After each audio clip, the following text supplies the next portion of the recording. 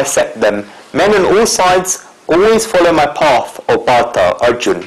This is a very simple thing to understand. In whatever way we approach God, He behaves with us in the exact same way and gives us fruits in the exact same way. In the same way that a person does penances for God, so He gives them fruits according to that. By men, Shri Krishna means humans, because He's speaking to another man, He says men. It can mean men or female. Who are humans? They are those who always follow God's path. Therefore, Shri Krishna has given the definition of humans there. One who does things in his life in the way God did them is a human being. Otherwise, Manushya Reparam Rugasharanti, meaning a person may have two legs, but so does a crow. Therefore, do not think that someone is a human just because they have 2 feet. Have you done anything that God would do? Have you followed God's path? If so, then you are a human. God says in this verse that the way in which people behave towards Him, He behaves towards them in the same way. If someone tells God that you do not give all your devotees the fruits of worship, and you only give fruits of work and liberation to those who work with desire, whether or not they work without desire, they are all devotees to you. Why should you make differentiations between them? Then God gives His answer in this verse that He does not differentiate between them. So the penance, so the reward. So the worship, so the reward. What you will get will depend on what you grow. Shri Krishna will fulfill the reason for which one makes efforts to work. If a person has a wish and comes to God for that, then God will fulfill their wish and the matter will be finished. People always do work for a reason. God fulfills this reason. Many people have misinterpreted the meaning of this verse. They see it as God saying tit for that, or eye for an eye, tooth for a tooth. It's not that. If you try to look at this verse spiritually, then God is saying that the intentions with which the person does penances for God or worships God, those intentions are fulfilled. In reality, what is the Supreme Being? God is not a person sitting in the sky in a big chair looking at people in their worship. God is a system. Shri Krishna is trying to say that the universe is a system. In that system, whatever way you live, then that is what comes your way. If you give love to people, then you will get love. If you hurt people and use harsh words, then God says that comes back to you. If you speak harsh words to gods and expect Him to throw flowers at you, then forget it. Because God gives you fruits in accordance with the actions that you do. In this case, God will not come back to use harsh words for you, because what happens in the tit for that situation is that God does to you what you do to Him. He won't do that. God needs the reason for why you did the worship. If the intention is this, then you can work according to this. Because if you look at it in terms of tit for that, then this is a very dangerous phenomenon. If someone lies in front of God, then God lies 4 times to him. Or if a person has done a wrong deed, then God does 4 wrong things to him. Or if a person gets angry to God, then God gets angry at them 4 times back. Then this will just keep increasing by geometric progression. God does not do this. God fulfills the reason for which one works. God makes it clear that He looks at the direction at which our efforts are being made. Have your efforts been made great? He says in the second part of this verse that He will like it if someone follows His path. If you come on His path, then He will come to your path. You will both become one. If you go far away from Him, then He will not come on your path because you are going on the wrong path. Why should God come on your wrong path? If this was so, then we would be encouraged to keep going on the wrong path. This is the reason why God stays away from those that go on the wrong path. If you go towards God, then God will come closer to you.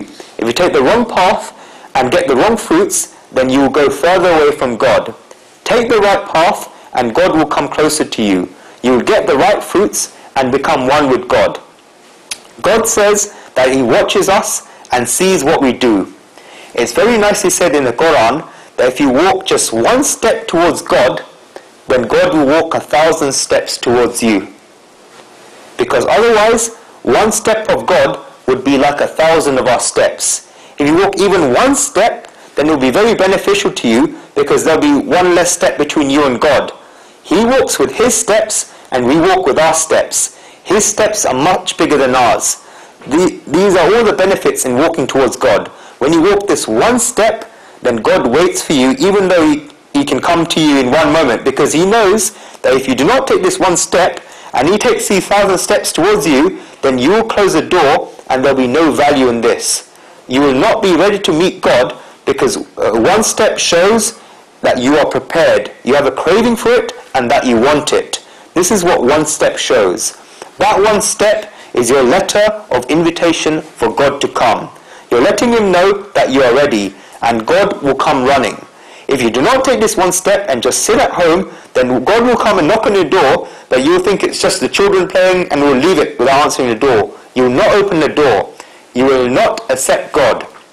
Ravan was not ready, even though Sri Ram went. What happened? Kamsa did not even take that one step, and Shri Krishna went. What happened? They are not ready to accept it. Although Kamsa and Ravan were outside, they are also in our heart. Find that Ravan and Kamsa. When we take one step, then we go further away from the Ravan and Kamsa inside us. When we take that one step, then we go further away from the Kamsa inside us. Lanka minus Ravan equals Vibhishan, who was Ravan's brother, who was a devotee of Ram.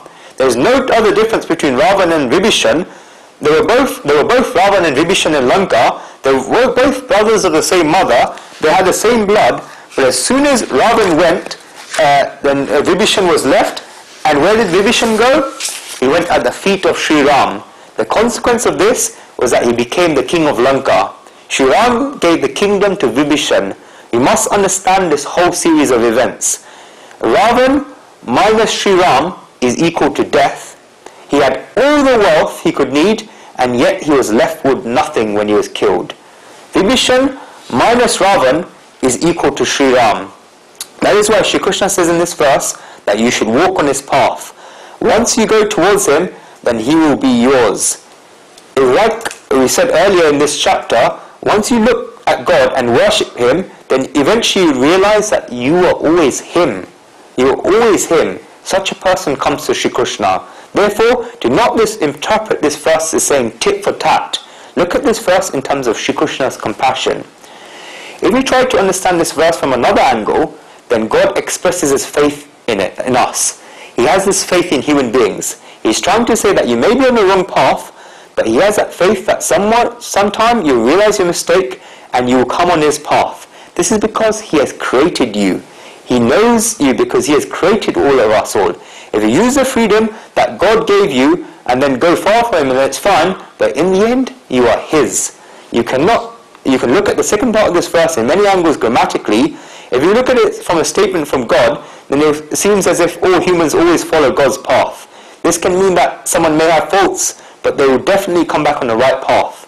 If you try to look at this verse in terms of its inspiration, then you'll feel grateful that God has made you human and you will walk on God's path. Next verse.